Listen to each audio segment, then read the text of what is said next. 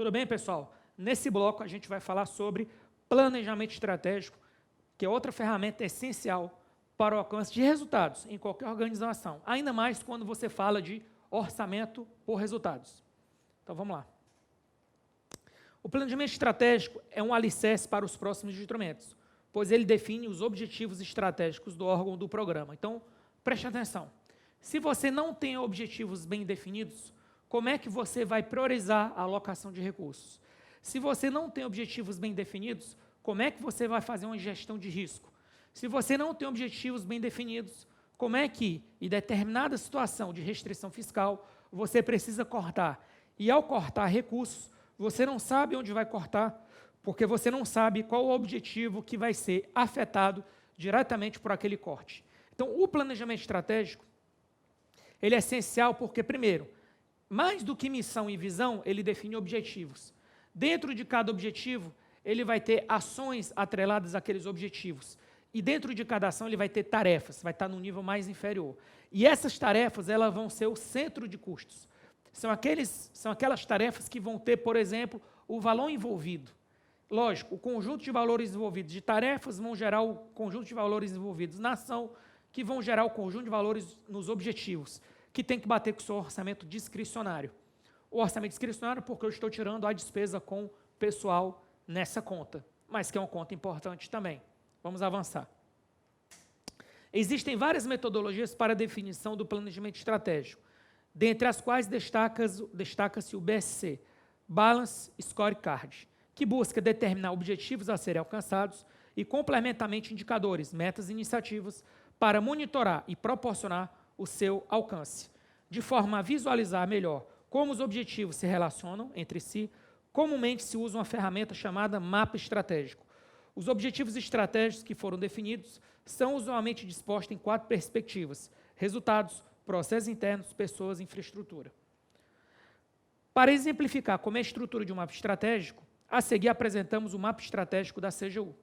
Então, isso aqui ele foi publicado no Diário Oficial da União, esse mapa estratégico. Eu não vou explorar o mapa estratégico da CGU, porque o enfoque desse vídeo não é esse, mas o enfoque desse vídeo é só para você ver que existem objetivos dentro de cada perspectiva. Vamos a eles.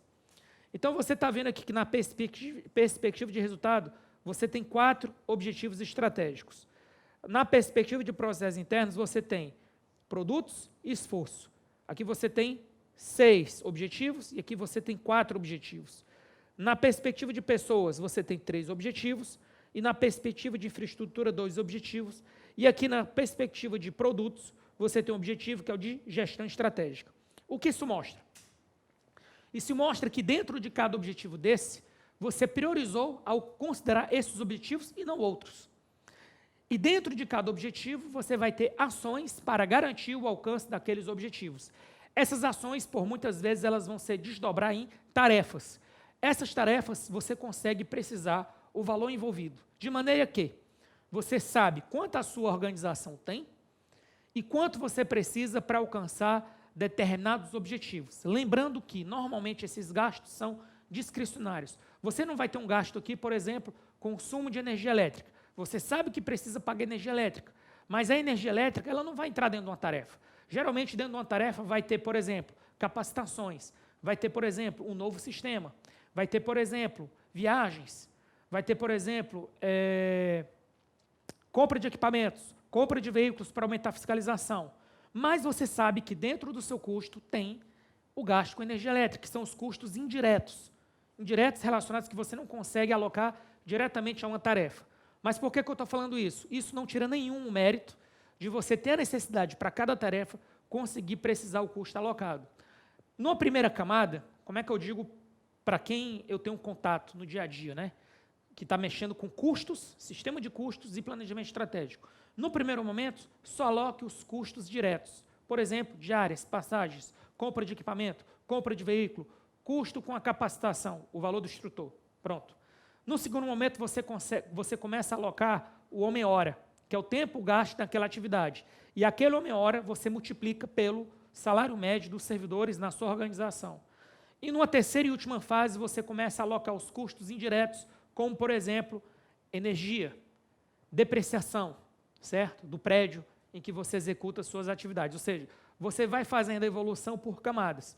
O erro é querer já colocar a terceira camada em uma organização que não tem a cultura nem da primeira camada, que é fazer a alocação direta dos custos dentro daquela atividade, dentro daquela tarefa. Avançando. De que forma o planejamento estratégico auxilia o orçamento para resultados? Na medida em que a entidade ou o governo possui um planejamento estratégico efetivo, com objetivos bem definidos, ela institui uma hierarquia no processo decisório para todas as demais ferramentas e instrumentos. Os objetivos servem de balizadores para a definição de indicadores e outros planos transversais que a gente vai falar mais à frente. Dentre esses planos transversais, você vai ter, por exemplo, o plano de aquisições e o plano diretor de tecnologia da informação, que a gente vai ver nos blocos seguintes. Esse era o meu recado, fiquem com Deus e até a próxima.